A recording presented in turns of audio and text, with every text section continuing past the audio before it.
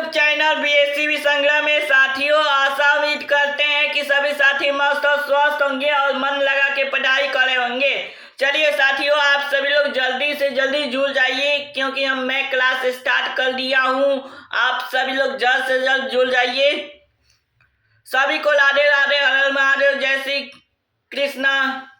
तो चलिए जय श्री गणेश के नाम से शुरू करते हैं। चलिए आप सभी को आज हमको क्या पढ़ना है? भू संसाधन।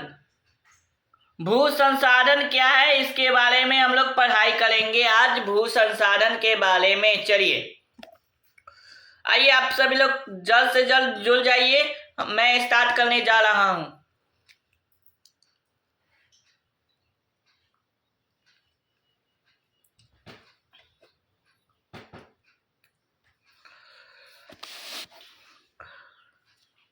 हम भूमि पर रहते हैं। हम कहाँ रहते हैं? भूमि पे रहते हैं, ठीक है। इसी पर अनेकों आर्थिक क्रियाकलाप करते हैं। मतलब हम लोग क्या करते हैं? हम लोग भूमि पे रहते हैं और इसी पर उनको आर्थिक क्रियाकलाप करते हैं और विभिन्न रूप में इसका उपयोग करते हैं। हम क्या करते हैं? विभिन्न रूप में हम इसका उपयोग करते हैं। अतः भूमि पर एक वस्तु महत्वपूर्ण प्राकृतिक संसाधन है। मतलब अतः भूमि एक बहुत महत्वपूर्ण प्राकृतिक संसाधन है। प्राकृतिक वनस्पति मतलब प्राकृतिक वनस्पति, वन जीवन और मानव जीवन, आर्थिक क्रियाएं, परिवहन तथा संचार व्यवस्थाएं भूमि पर ही आधारित है। मतलब इसका अर्थ क्या कह रहा है, चलिए हम जानते हैं। अतः भूमि एक बहुत महत्वपूर्ण प्राकृतिक संसाधन। भूमि क्या है? एक महत्वपूर्ण प्राकृतिक संसाधन है। प्राकृतिक वनस्पति है, वन जीव है, मानव जीवन है, आर्थिक क्रियाएं हैं, परिवहन तथा संचार व्यवस्थाएं भूमि पर ही आधारित है। परंतु भूमि एक सीमित संसाधन है। भूमि क्या है? एक सीमित संसाधन है। इसलिए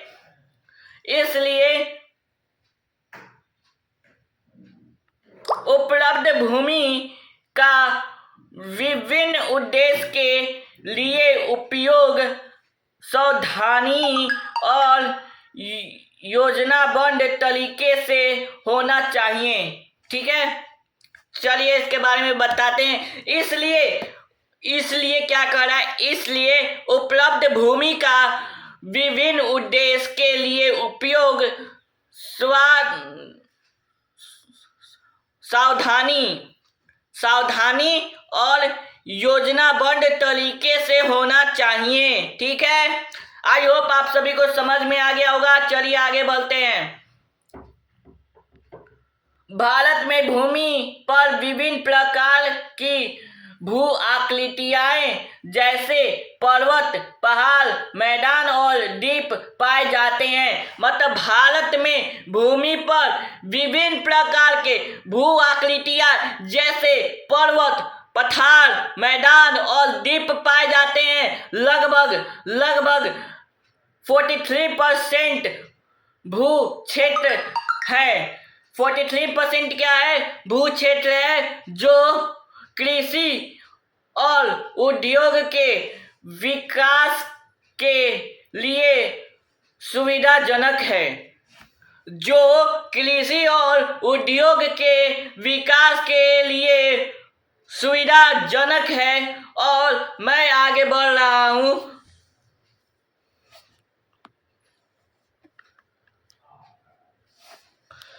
साथियों, अगर आप सभी को अच्छा लग रहा हो तो लाइक, सब्सक्राइब और शेयर करना है, क्योंकि एक कंटेंट बनाने के लिए हमको दिन और रात एक करना पड़ता है, तभी भी हम आप सभी को लिए एक कंटेंट उपलब्ध करवाते हैं, ठीक है। तो चलिए आगे चलते हैं। पर्वत पूरे भू क्षेत्र के 30% भाग को विस्तृत करता है। मतलब पर्वत पूरे भू क्षेत्र मतलब भूमि के क्षेत्र के 30% भाग को विस्तृत करता है। वे कुछ बार हवा रुकिए साथियों, एक मिनट।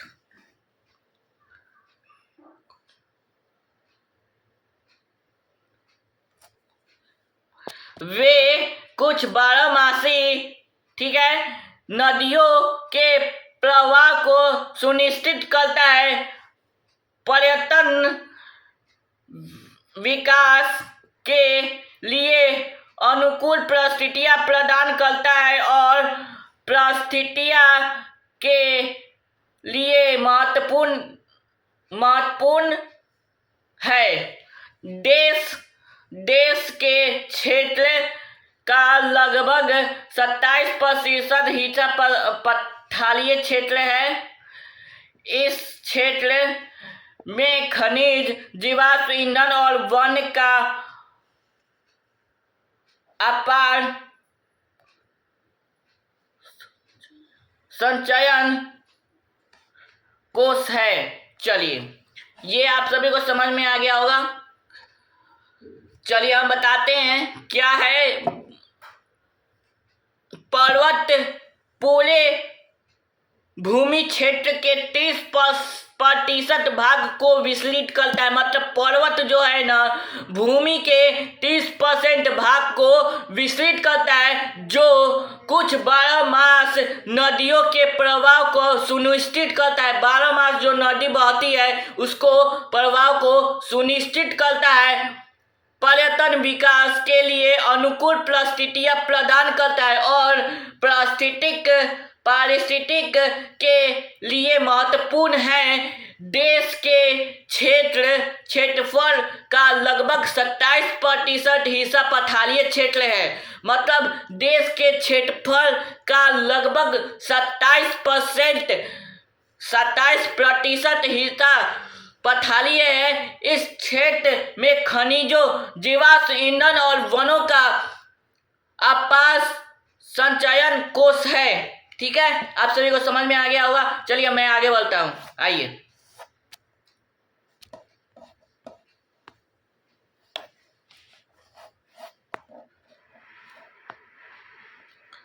सच की सच्चाई साथ है, डरने वाली क्या बात है।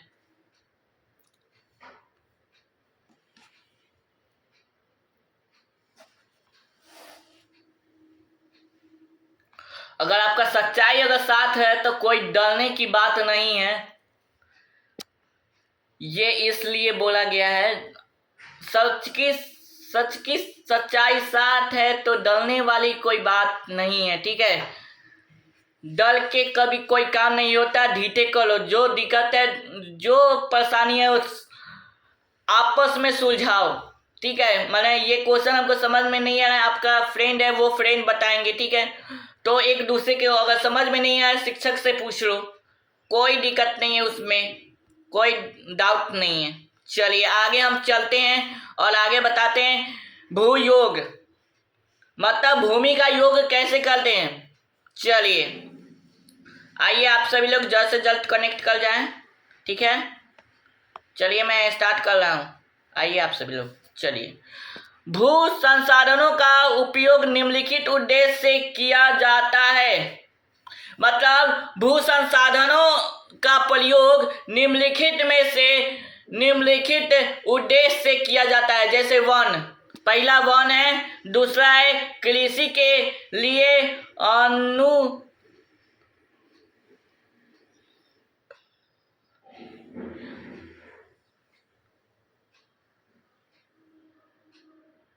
देखिए, भूमि के लिए अनुपर्वत भूमि। ठीक है,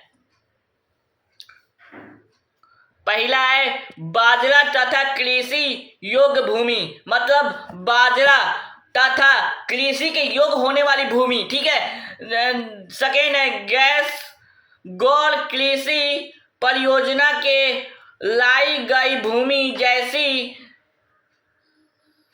इमारतें, सड़क, उद्योग इत्यादि।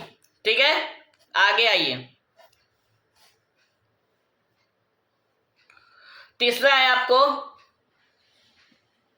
पलती भूमि के अतिरिक्त अन्य कृषि योग्य भूमि। ठीक है,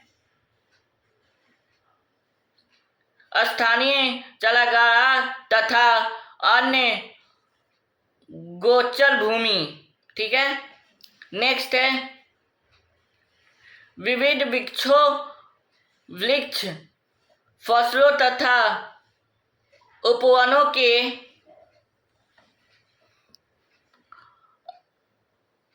अधीन भूमि। ठीक है, आगे चलते हैं।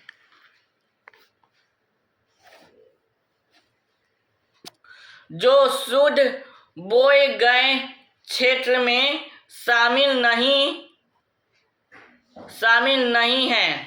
ठीक है, कृषि योग्य बाजरा भूमि जहां 5 से अधिक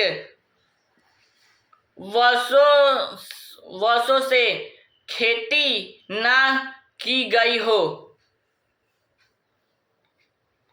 पलती भूमि क्या है, चलिए आप लोग जानते हैं। वर्तमान पलटी मतलब वर्तमान में पलटी, जैसे कहीं कहीं आप लोग देखे होंगे असही पड़ा हुआ है 5 साल 10 साल 20 साल से वहाँ पे कोई खेती नहीं हुआ है, उसके बारे में यह बताया जा रहा है। ठीक है, जहाँ एक कृषि वर्ष या उससे कम समय से खेती ना की गई हो। इसमें कह रहा है बहुत दिनों से कम समय से खेती नहीं किया गया है, तो वर्तमान पलट भूमि का अतिरिक्त अन्य पलटी भूमि या पुरातन पलटी जहां 1 से 5 कृषि वर्ष से खेती न की गई हो। ठीक है, यहाँ पे 1 से लेके 5 साल मतलब 1 से लेके 5 साल तक खेती नहीं किया गया हो। चलिए नेक्स्ट है, आइए।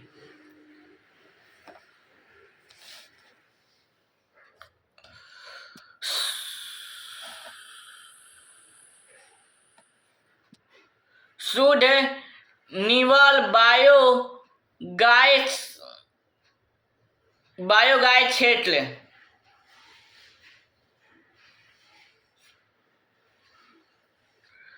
वह भूमि जिस पर फसलें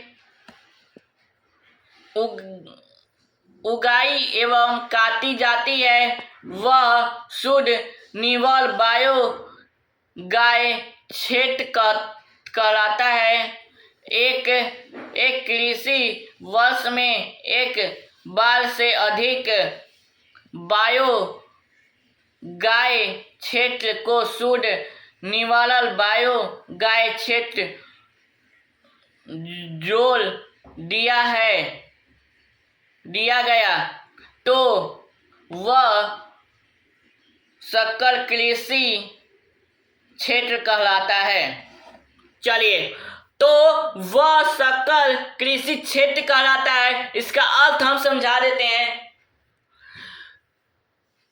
जैसे शुद्ध बायोगैस क्षेत्र मतलब वह भूमि जिससे फसल में उगाई एवं काटी जाती है वह शुद्ध निवारण बायोगैस क्षेत्र कहलाता है। मतलब एक कृषि वर्ष के एक बार से अधिक बायोगैस क्षेत्र को शुद्ध निवारण बायोगैस क्षेत्र में जोड़ दिया जाए तो वह संकलन कृषित क्षेत्र कहलाता है। ठीक है, आई होप समझ में आ गया होगा। चलिए आगे चलते हैं।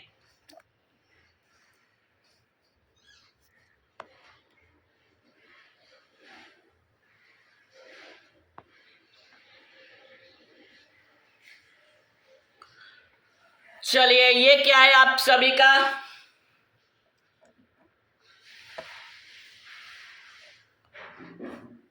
ये है वन, ये क्या है, वन है, ठीक है, वन है,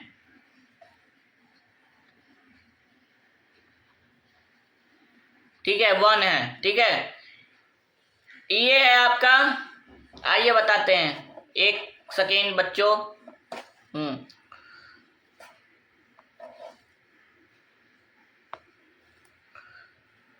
ये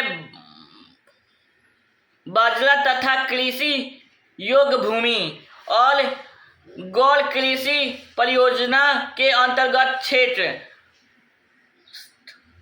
अस्थायी चारागाह तथा अन्य गोचर भूमि, विविध क्षेत्रों से वृक्ष, फसल तथा उपवनों के अंतर्गत क्षेत्र, ठीक है।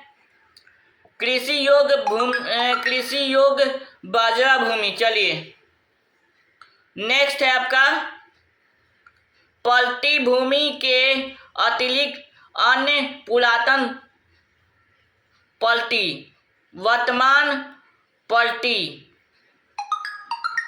शुद्ध बायो गाय क्षेत्र।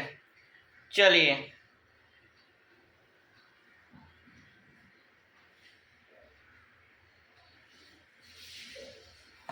ठीक है, तो चलिए आप सभी लोग जल्द से जल्द कनेक्ट कर जाइए, क्योंकि आप सभी का एक कंटेंट हमारे लिए बहुत महत्वपूर्ण भूमिका निभाती है और पढ़ाने में बहुत तगड़ा मेहनत हम लोग करते हैं पढ़ाने के लिए आप सभी के लिए, क्योंकि बोर्ड एग्जाम में आप सभी का क्वेश्चन फंसाना है इसी से। तो चलिए एनसीईआरटी मैं कहता हूँ, ठीक है, मैं कहता हूँ कि एनसीईआरटी बुक अगर आप कवर कर लेते हो तो मैं कहता हूं अगर आप सभी लोग एनसीईआरटी बुक कवर करते हैं, भारतीय भवन नहीं छूइएगा। एनसीईआरटी बुक से ही आपका क्वेश्चन फंसता है। एनसीईआरटी बुक से कितना परसेंट, 90% क्वेश्चन आप सभी का एनसीईआरटी बुक से फंसता है। 90% क्वेश्चन आपका एनसीईआरटी बुक से ही फंसेगा, ठीक है। 10% हम कहते हैं कि हाँ 10% क्वेश्चन कहाँ से फंसेगा आप सभी का, भारतीय भवन। और आप सभी लोग टारगेट अगर 2026 में एग्जाम देने जा रहे हैं, टारगेट लुकिए आप सभी को बता देते हैं, अभी बहुत इंपॉर्टेंट बात आ चुकी है आप सभी के बीच। चलिए आइए तो आप सभी को बता देते हैं, इससे आपका 90% क्वेश्चन फंसेगा एनसीईआरटी से और 10% आपका क्वेश्चन फंसेगा आपको भारतीय भवन से, ठीक है। और एक और बात मेरा याद रखना है, टारगेट का ले लेना, टारगेट का 5 ईयर का क्वेश्चन पेपर आप सॉल्व कर लीजिएगा, उसी में से क्वेश्चन आएगा। क्लास 10th वाले, 11th वाले और 12th वाले और 9th वाले बच्चों ध्यान से सुन लीजिएगा। एनसीईआरटी बुक आप सभी लोग के लिए बहुत इंपॉर्टेंट भूमिका निभाएगी बोर्ड एग्जाम के लिए, ठीक है प्यारे साथियों। अगर आप सभी चैनल पे नए हो तो चैनल को सब्सक्राइब करिए, बेल आइकन को प्रेस कीजिए और आने वाली नोटिफिकेशन वीडियो को देखिए। और क्या क्या चीज के बारे में हम लोग बताते हैं क्लास 11th और 12th के बारे में और 9th और 10th के बारे में, कहाँ से क्वेश्चन फंसेगा, कौन सा चैप्टर से ज्यादा क्वेश्चन पूछता है, इसके बारे में हम बताएंगे, ठीक है। तो आप सभी लोग जुड़ना ना भूले। तो चलिए आइए आगे हम क्लास स्टार्ट करते हैं।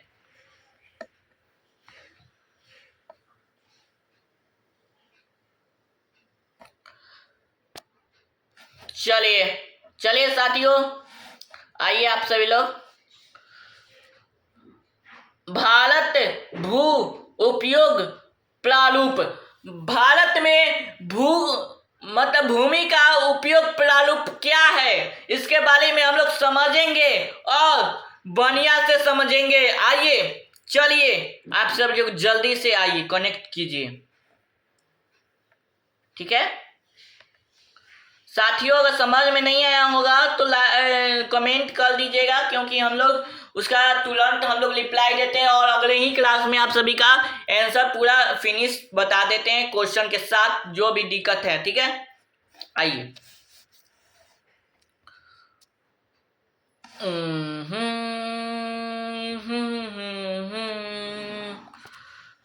भूप्रयोग के निर्धारित करने वाले तत्वों को भौतिक कारक जैसी भू आकृति, वायु और मृदा के प्रकार तथा मानवीय कारक जैसे जनसंख्या घनत्व, प्रौद्योगिकी क्षमता, संस्कृति और परंपराएं इत्यादि शामिल है। तो चलिए हम बता देते हैं इसमें क्या होगा। भूप्रयोग के निर्धारित करने वाले तत्वों में भौतिक कारक जैसी भू आकृति, जलवायु और मृदा के प्रकार तथा मानवीय कारक जैसी जनसंख्या का घनत्व और प्रौद्योगिकी क्षमता, संस्कृति और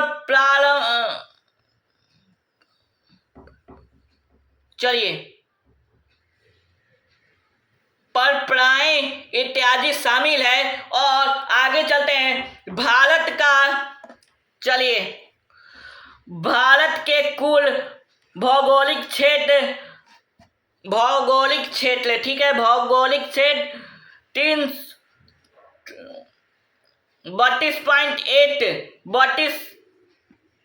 32.8 लाख वर्ग किलोमीटर है, ठीक है। परंतु इसके 93% भाग के ही भूप्रयोग आंकड़े उपलब्ध है, क्योंकि पुरातत्व प्राप्तों के स्थान को छोड़कर अन्य प्रांतों के सूचित क्षेत्र के बारे में जानकारी उपलब्ध नहीं है। क्या नहीं है? जानकारी इसके बारे में उपलब्ध नहीं है। इसके अलावे जम्मू और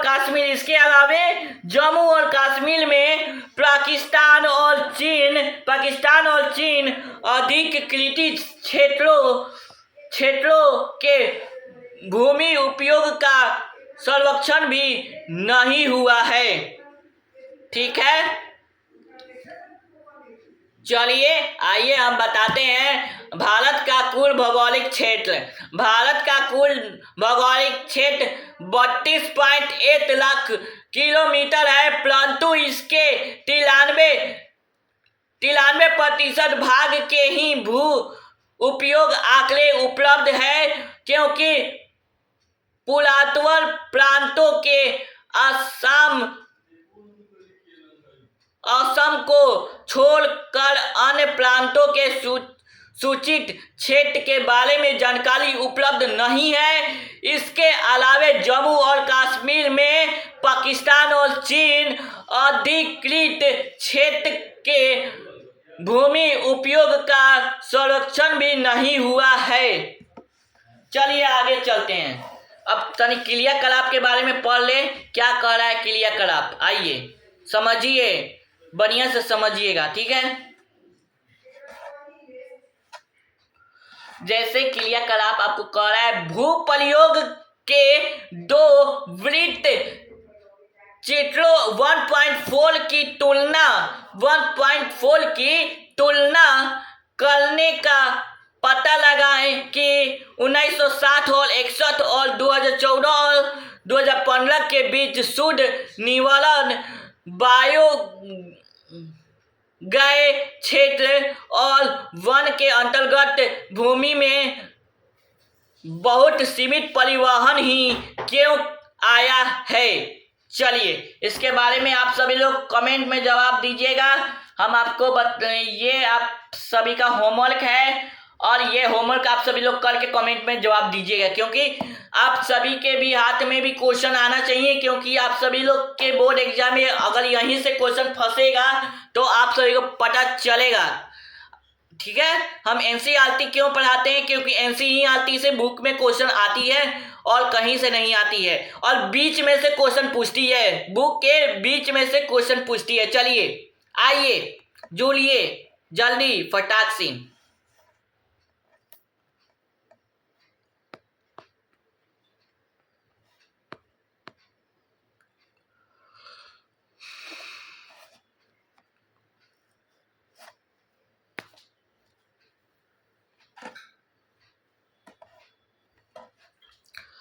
अस्थायी चालक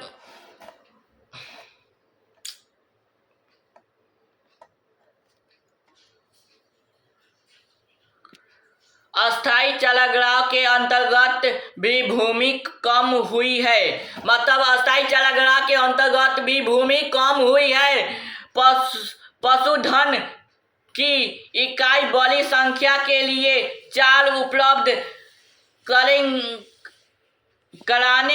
कराने में कैसे समर्थ होगी और इसके क्या परिणाम होगा। वर्तमान प्रतिभूमि को अतिरिक्त अन्य प्रतिभूमि अनुपज है और इन फसलों उगने के लिए कृषि अलग बहुत ज़्यादा है। अतः इस भूमि में 2 या 3 वर्ष में इनको 1 या 2 बार बायो जाता है। मतलब अतः इन भूमि में 2 या 3 वर्षों में इनके 1 या 2 बार बायो जाता है और यदि इसे शुद्ध निवारण बायो गाय क्षेत्र में भी शामिल कर लिया जाता है तब भी भारत के कुल सूचित क्षेत्र के लगभग 54% हिस्सा पर खेती हो सकती है। ठीक है, चलिए, हो सकती है। अब आगे पढ़ते हैं, चलिए।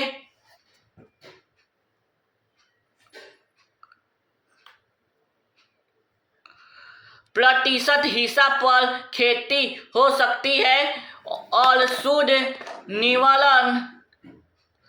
निवाल को बायोगैस क्षेत्र का प्रतिशत भी विभिन्न राज्यों में भिन्न पंजाब और हरियाणा में 80% प्रतिशत भूमि खेती होती है, परंतु अरुणाचल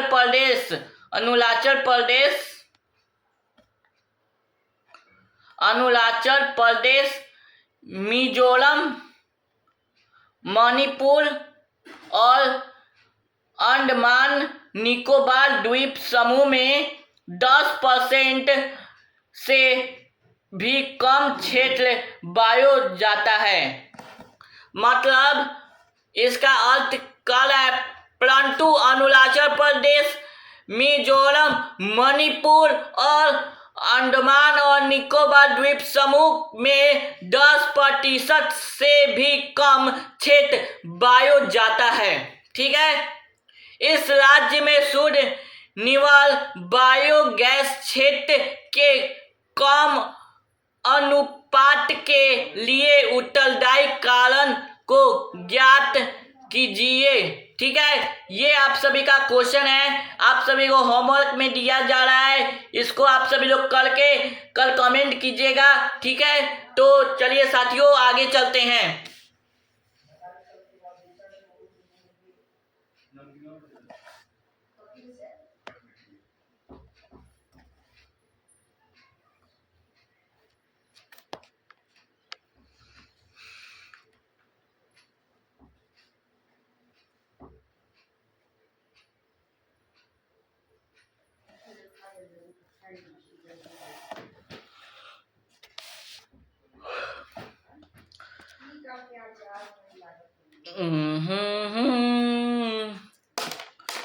हमारे देश में राष्ट्रीय वन नीति 1952 द्वारा निर्धारित वनों के अंतर्गत 33% भौगोलिक क्षेत्र वांछित है, जिसके तुलना वन विस्तार के अंतर्गत क्षेत्र काफी कम है।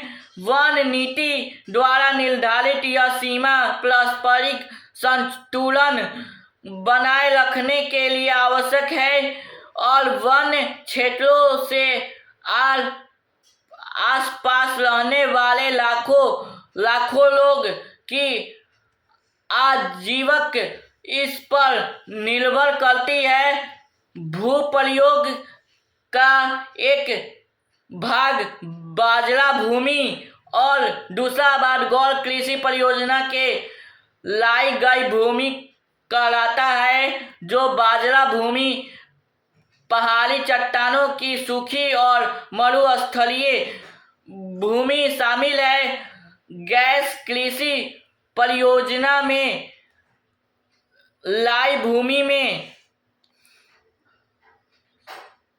वाष्य सड़क, ले लाइन, उद्योग इत्यादि आते हैं। लंबे समय तक लगातार भूमि संरक्षण और प्रबंधन में अवहेलना, ठीक है, आगे चलिए। अवहेलना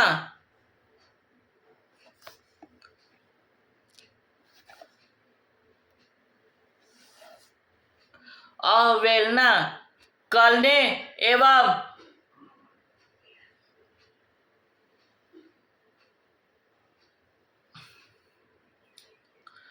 लगातार भूमि प्रयोग के कारण भू संसाधनों का निम्नीकरण हो रहा है।